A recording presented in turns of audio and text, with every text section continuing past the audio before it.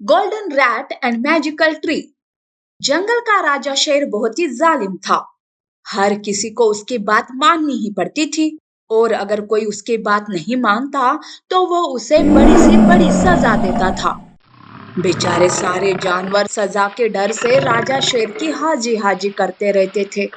ऐसे में एक बार एक चूहा अपने दोस्त खरगोश से मिलने उस जंगल आता है। शेर महाराज का रोब देखकर चूहा खरगोश से कहता है, अरे खरगोश, देखो तो शेर महाराज का क्या रुबाब है। काश मैं भी शरीर से बड़ा होता तो शेर के जैसे मैं भी रुबाब में रहता। अरे बस कर अपनी बकवास। तुमने शेर का रुबाब देखा है? कभी उसका गुस्सा देखो तो भूल जाओगे कि शेर के जैसा बनना है। हम जैसे है उसी में खुशी मनानी चाहिए। खरगोश चूहे को समझाता है। एक दिन चूहा जंगल में घूम रहा था। तभी उसे शेर महाराज एक पेड़ के नीचे सोए हुए दिखाई देते हैं।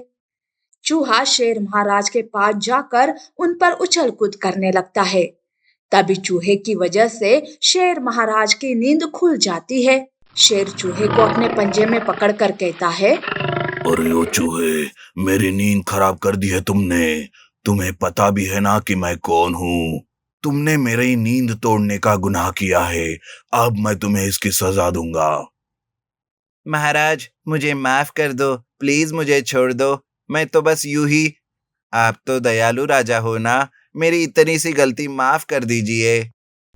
शेर को बहुत ही गुस्सा आता है और वो चूहे की बात न सुनकर चूहे को जोर से दूर फेंक देता है।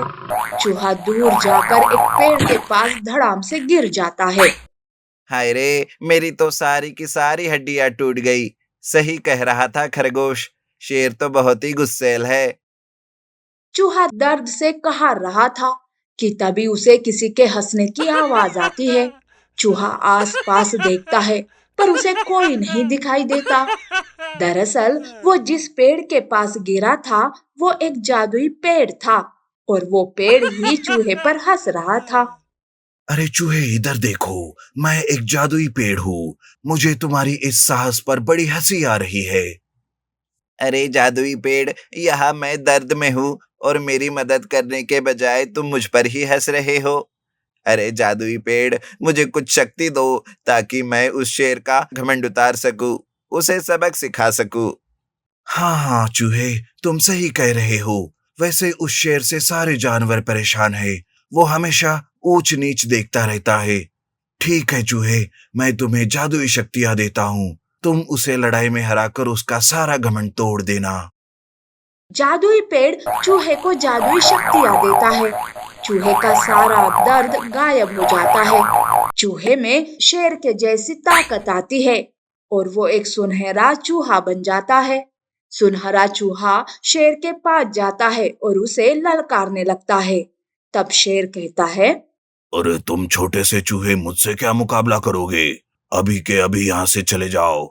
थोड़ी देर पहले जो तुम्हारे साथ हुआ, लगता है उसकी वजह से तुम्हारा दिमाग खराब हुआ है।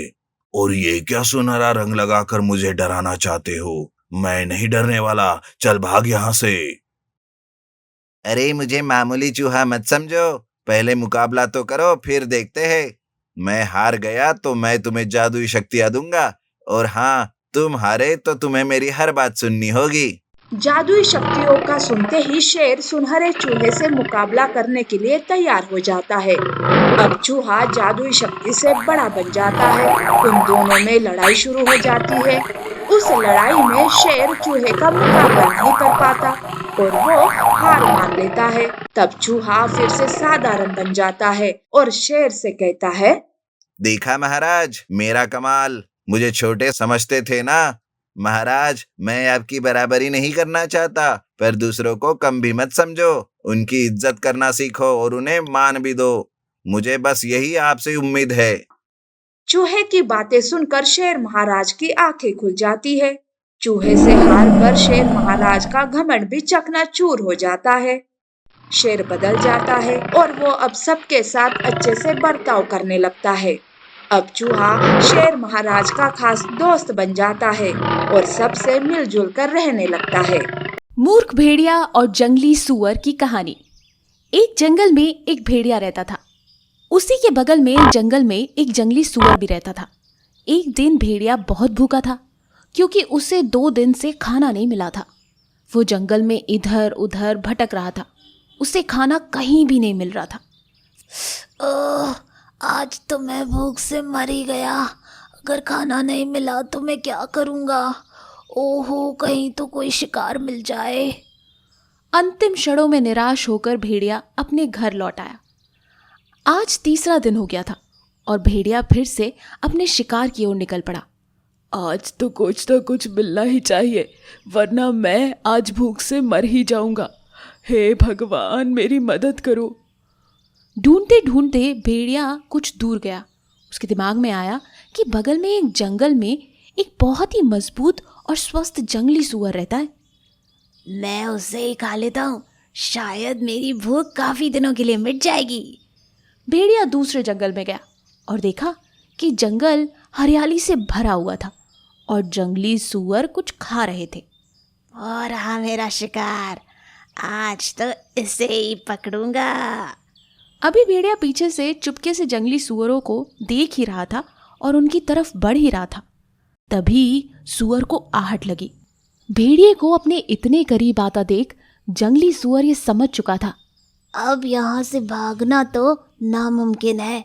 मुझे अपने लिए कुछ तरकीब निकालनी पड़ेगी, वरना आज इस भेड़िए का शिकार बनना पक्का है।